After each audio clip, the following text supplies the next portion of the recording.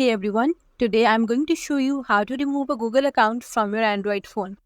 Stick around until the end to learn all the steps and tips to manage your accounts easily and securely.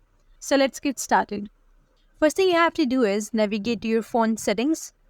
Now depending on your phone model, the wording may vary, but generally you will need to look for accounts or accounts backup.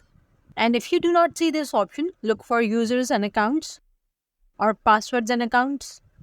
And you can see here, I already have all my accounts listed here. So simply find the Google account you want to remove from the list. Simply tap on it. And here you can see now we have this option of remove account. Simply click on it. After selecting remove account, your phone will ask you to confirm that you want to proceed. This is to ensure you do not accidentally remove an account. So confirm your choice and the account will be removed from your device. And once the Google account is removed, you would not have the access to any data that was synced to that account on this device, such as email, contacts, and calendar events. And the account will no longer be available for services like Google Play Store, Gmail, or others on phone.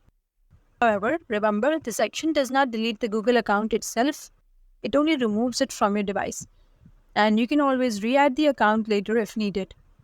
That's all for today's video. Leave a comment and let us know if this is helpful. Thanks for watching.